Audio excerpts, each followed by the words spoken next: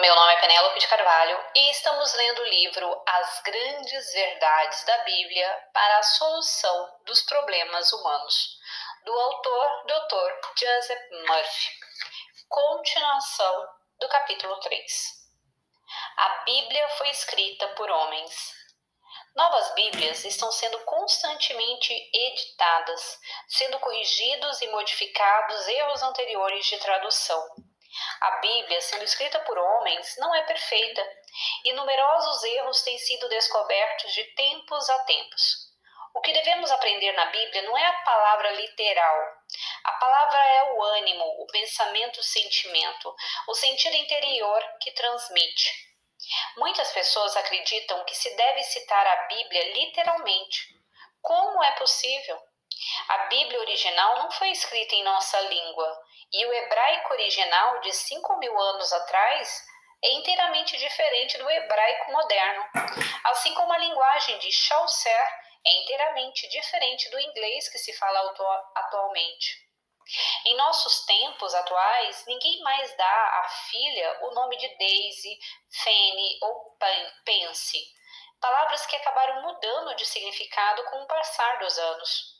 Mas quando eu era menino, tais nomes eram comuns para as garotas. Ninguém também chamaria seu filho de Judas, porque não haveria de querer que o menino fosse ridicularizado na escola. Não estamos aqui lidando com palavras, mas sim com ânimos. Por exemplo, a palavra João significa amor. Pedro significa fé no único Deus. Tiago significa o julgamento certo, isto é, chegar a uma decisão baseado nas verdades eternas, que são as mesmas ontem, hoje e sempre.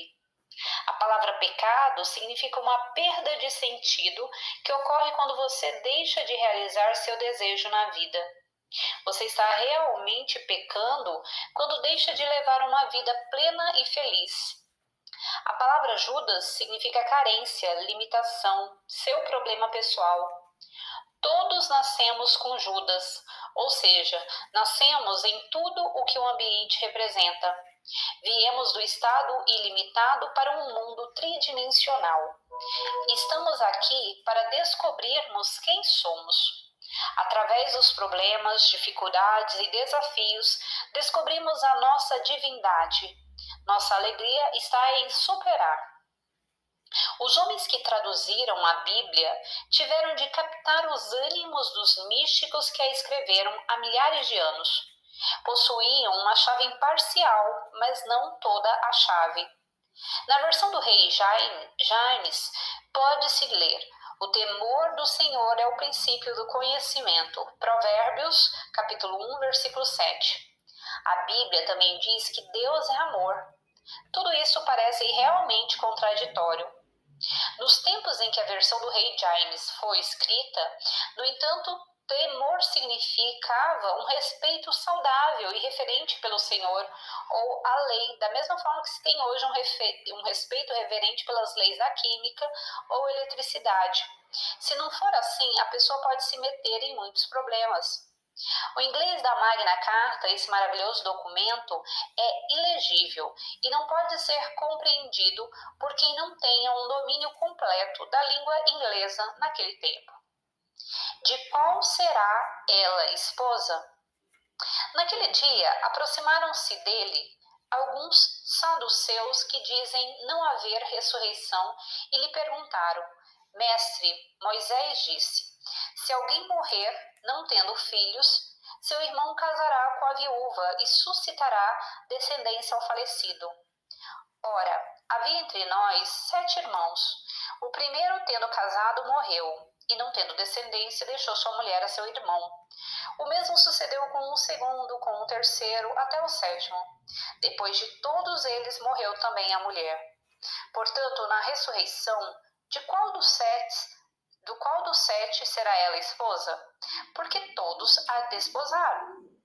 Respondeu-lhe Jesus: Errais, não conhecendo as Escrituras nem o poder de Deus. Porque na ressurreição não casam nem se dão em casamento, são, porém, como os anjos no céu. Mateus capítulo 22, versículo 23 a 30. Se um homem é casado agora e acredita na reencarnação, deve ter milhares de esposas. Qual é a sua? Da mesma forma, ele deve ter milhares de mães e pais. Que mãe é a sua? O homem não está percebendo nada. A crença na reencarnação é um consolo, um ópio, uma espécie de narcótico para o indivíduo que sofreu muitas derrotas e nisso encontra um conforto. A teoria agrada à sua vaidade e exalta seu ego.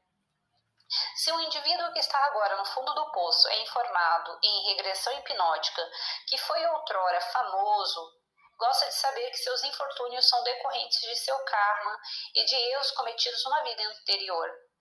Diga a tal homem que seus pecados lhe são perdoados quando ele perdoa a si mesmo. O homem deve parar de punir a si mesmo, já que Deus não pune homem algum. Escrevi sobre o assunto da reencarnação um tanto prolongadamente no último capítulo de A Magia do Poder Extrasensorial. Posso acrescentar, no entanto, que a razão da moderna teoria da reencarnação ser tão popular é o fato do homem, usando apenas os 5 sentidos, ser como as 5 virgens tolas, não tem óleo nem sabedoria em suas lamparinas. Ele acha que a explicação de que volta repetidas vezes a esse plano para pagar por seus pecados anteriores lhe proporciona algum consolo e lhe diz o que está querendo ouvir. Ao mesmo tempo, tal teoria parece resolver muitos fenômenos sem a explicação, mas tal aceitação retarda o progresso espiritual, reprime o processo de despertar e é uma convicção destrutiva e supersticiosa. Mozart, Lincoln, Shakespeare e incontáveis outros deixaram suas impressões com a humanidade. Lemos suas obras em história, canção e prosa. Todos eles vivem nos corações ou mentes objetivas dos homens. Quando marido e mulher entram no ato criativo, podem conceber qualquer estado que sejam capazes de conceber. O ânimo dominante irá prevalecer, pois o subconsciente sempre aceita o ânimo ou o sentimento predominante. Se eles se concentram e admiram as qualidades e atributos de Lincoln e gostariam de ter um filho assim, como por dentro, assim será por fora. Então nascerá uma criança com tais qualidades. Mas não é Lincoln que volta a esse plano. É o ânimo atingido durante a concepção ou criação que determina a natureza da criança. Isso é simples bom senso. É a lei da mente em ação. Mas vamos voltar à questão formulada pelos saduceus, que constituíam uma seita religiosa com fortes convicções materialistas, mas sem a compreensão espiritual. Eles encaravam o casamento referido como um casamento físico.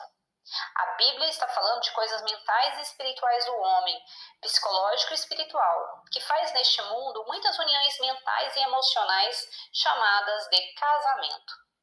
Da mesma forma, no I Ching, do livro Os Segredos do I Ching, do Dr. Joseph Murphy, um casamento significa adotar ou crer numa ideia ou opinião.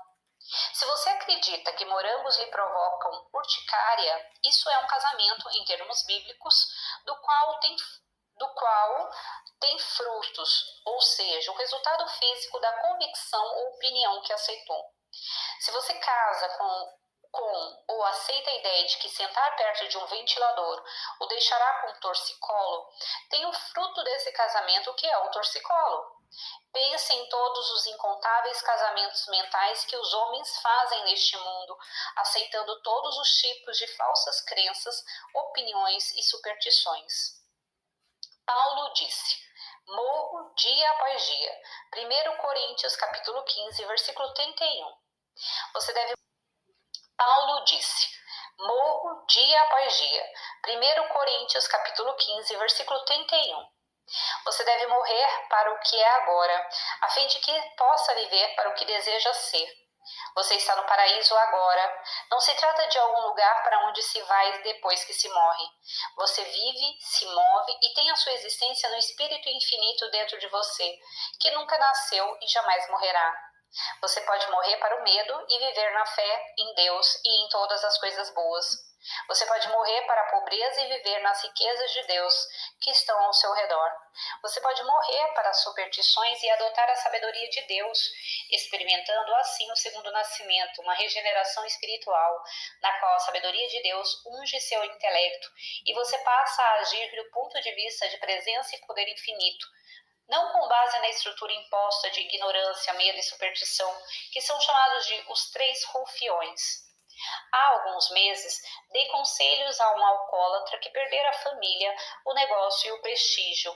Ele era completamente irresponsável e estava dominado pela autocondenação. Decidiu morrer para o seu estado atual e ir para o paraíso, que é harmonia, saúde, paz e realização. Todas as noites ele dizia: paz e sobriedade me pertencem. O poder todo-poderoso flui através de mim, proporcionando-me liberdade, paz, harmonia e força. Tomei uma decisão e sei que o poder de Deus me sustentará. Ao final de uma semana, ele havia conseguido se libertar totalmente do vício. Tomou a decisão de se tornar um novo homem. Voltou para a mulher e os filhos, fez um curso noturno, aplicando-se com tenacidade nas aulas de administração de empresas. Seu empenho e zelo produziram resultados. Está agora à frente de sua própria empresa e é extremamente bem-sucedido. Morreu psicologicamente para o homem doente, fraco e inseguro, para o homem que se lamuriava e se queixava. Renasceu para a paz, tranquilidade, triunfo e realização. Psicologicamente, ele morreu e foi para o paraíso. Paz e harmonia. O significado profundo da Bíblia faz sentido, porque a letra mata, mas o espírito dá vida. 2 Coríntios, capítulo 3, versículo 6. Do autor, Dr. Joseph Murphy. Capítulo 4. Coisas que você deve saber. Disse-lhes então o diabo: se és filho de Deus, manda que esta pedra se transforme em pão. Mas Jesus lhe respondeu: está escrito, não só de pão viverá o homem, mas de cada palavra de Deus. Lucas, capítulo 4, versículo 3 a 4. Isso pode ser encarado como a atitude do tentador. Em outras palavras, se você possui dentro de si todo esse poder de Deus, pode se jogar do alto da montanha e nada lhe acontecerá. O tentador, provocando-o, também diz: vamos vê-lo curar o aleijado, o cego, o homem que está com câncer disseminado por todo o organismo. Quando você diz: devo primeiro provar para mim mesmo, está tentando projetar um estado mental que não possui. Está acalentando uma disposição à dúvida. Ao mesmo tempo, deseja expressar um ânimo de fé, de convicção. Está tentando o infinito.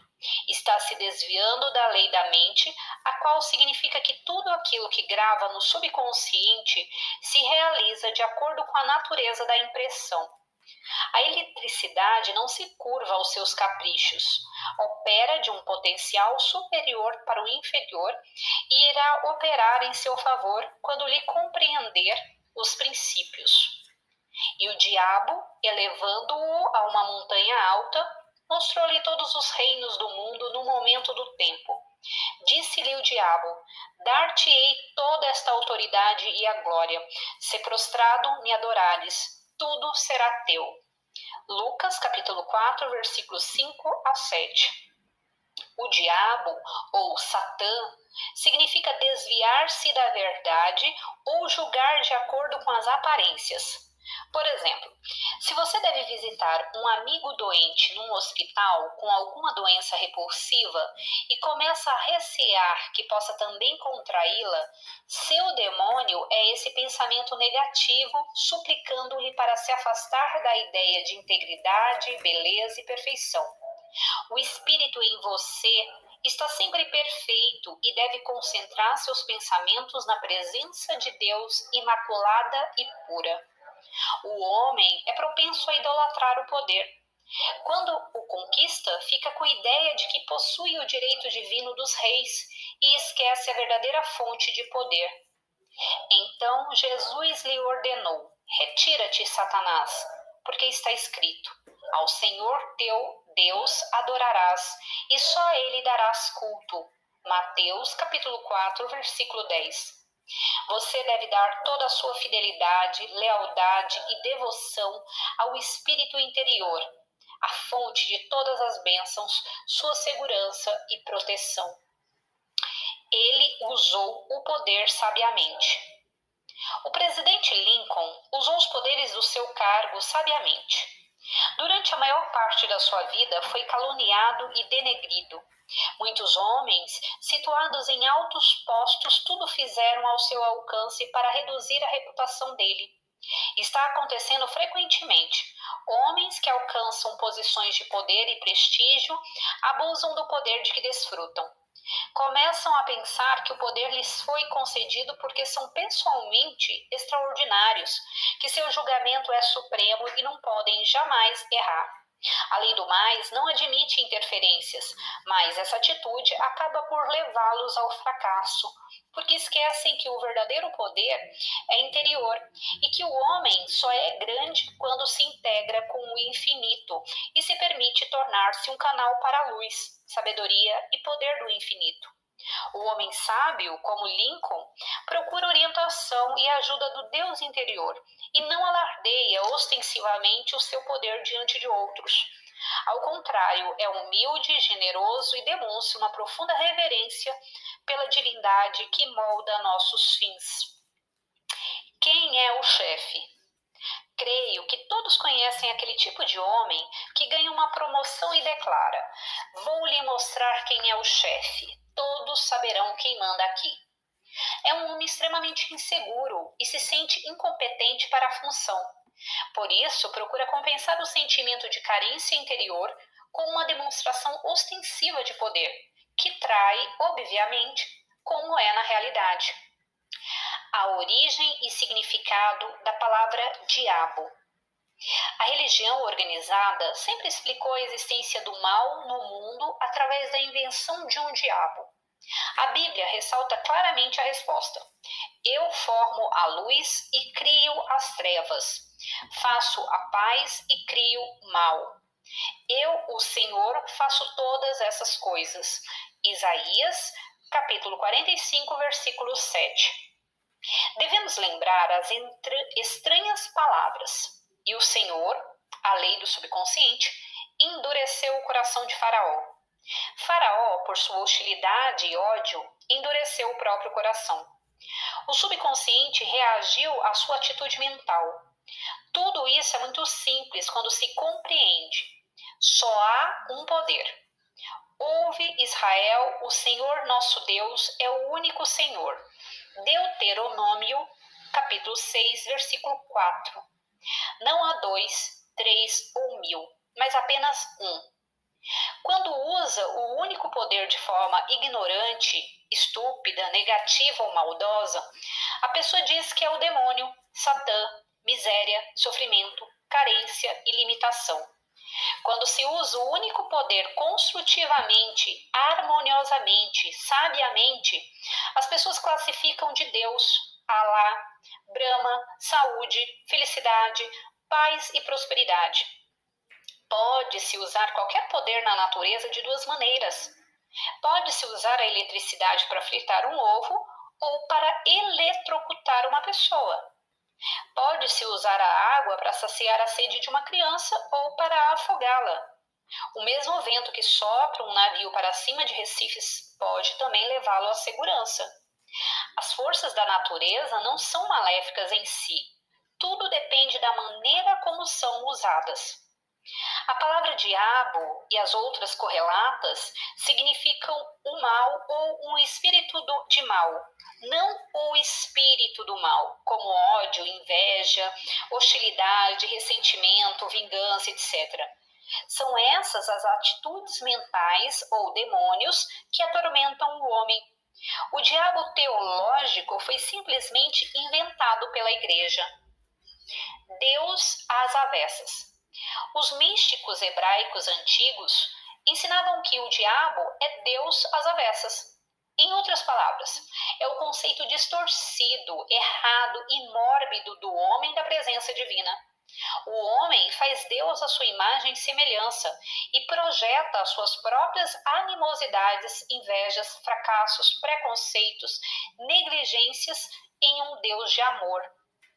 Para explicar na linguagem mais simples possível, capaz de ser entendida até por uma criança de 8 anos, o diabo é Deus na medida em que é erroneamente entendido pelas massas ignorantes. O diabo do teólogo é simplesmente a personificação, não possui existência própria. Um único poder. Cientificamente, matematicamente e espiritualmente, só pode haver um único poder. Se existissem dois poderes, um iria anular o outro. Não haveria ordem, desígnio, simetria ou proporção no mundo. Haveria uma colisão e somente o caos prevaleceria. É um cosmos e não um caos. Em inglês, invertendo-se a palavra evil, que significa mal, encontramos live, que significa viver. Ou seja, o mal é viver a vida às avessas. O mal é se colocar contra o fluxo da vida que se desloca para frente harmoniosamente, pacificamente, alegremente e ritmadamente. Pare de viver às avessas. Avance com o grande fluxo da vida, a tendência ou vontade que sempre acarreta uma proporção maior de vida, amor, verdade, beleza e abundância. Todas as coisas, todos os processos e todas as atividades são de uma única fonte. Portanto, deve-se depreender que não pode haver qualquer mal no absoluto.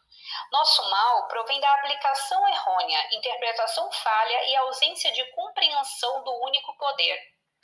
Nosso mal é nossa ignorância, estado de compreensão, nosso mal é nossa ignorância, estado de percepção incompleto, insistência em ver as coisas sob a luz errada. O que o homem classifica de mal nos seres humanos, não chama de mal nos animais, que são governados pelos instintos naturais. Bom, finalizo aqui e continuamos o capítulo 4 no próximo áudio. Até mais, tchau, tchau!